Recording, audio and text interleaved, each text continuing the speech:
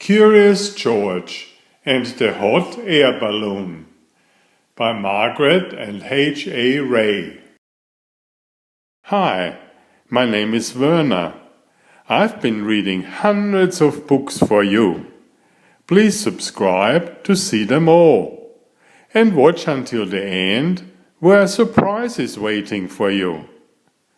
Mom can help you there. Thank you.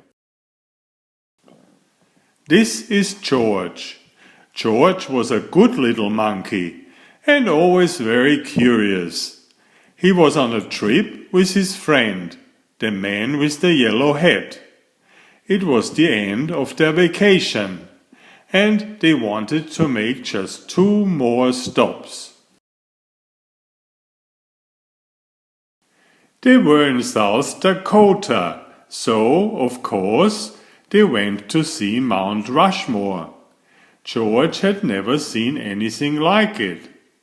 These are the faces of 4 great presidents, a tour guide said. George Washington, Thomas Jefferson, Theodore Roosevelt, and Abraham Lincoln. "Look," said a girl. There was something crawling on George Washington's head. The tour guide explained that some workers were making repairs to the faces. George watched the workers. Then he saw a helicopter fly by. It was taking tourists for a close-up look. George thought that would be fun. "Maybe we can take a ride later," the man said.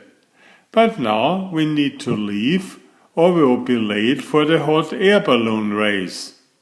So they got back into their little blue car, and before long they came to a whole field full of hot air balloons. George was delighted to see such big balloons. He liked their spots and stripes and stars. But his favorite had a picture of a bunny on it. One balloon was not yet up in the air. Its owner was hurrying to fill it as a newspaper reporter took pictures. The man with the yellow hat watched the balloon on the ground, but George watched the balloons in the sky. He was curious. Why didn't they fly away? Then he saw the ropes. A rope is a good thing to keep a balloon from flying away, thought George. A rope is a good thing to climb. Sometimes, when a monkey sees something to climb, he can't help himself. He has to climb it. George thought he would climb just one rope, then quickly climb down. But when George climbed up, there was no way to climb back down. The rope had come undone, and there was only one place to go. Up, up, up went the balloon, and George went with it.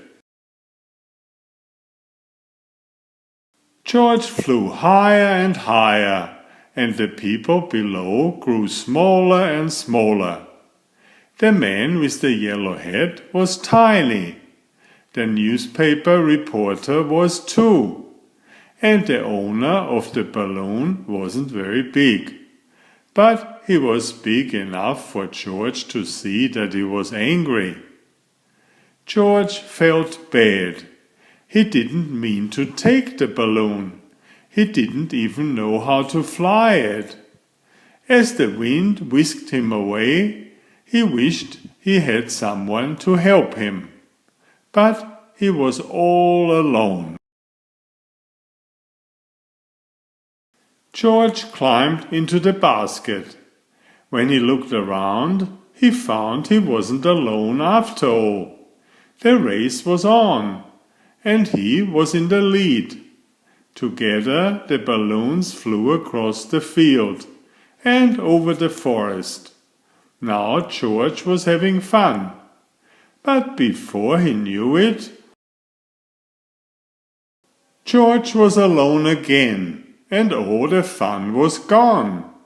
Flying by himself high in the sky, George was frightened. How would he ever get down? He wondered. Oh, if only he hadn't climbed that rope. Suddenly the wind changed, and George saw something familiar. He was excited. Someone was sure to help him now. In fact, there was someone right in front of him. It was one of the workers, and he was stranded on George Washington's nose. George was so happy to see the worker, he didn't notice how happy the worker was to see him. Slowly the balloon floated closer. Would it come close enough? It did. The worker grabbed onto the rope and climbed up. Soon he was in the basket with George. Hooray! George was rescued. Hooray! The worker was rescued too. They sailed up over George Washington's head and landed safely in a tree. Soon a whole crowd came to rescue them both. The man with the yellow hat was happy to see George. The reporter was glad to have such an exciting story to report. And the owner of the balloon wasn't angry anymore. Everyone had seen the rescue. George was a hero. After the workers thanked him, George got a special treat. He got to ride in the helicopter. The helicopter flew George and the man with the yellow hat once more past the presidents, and then back to the little blue car. As they drove away, the man said, "That was some vacation, George." George agreed.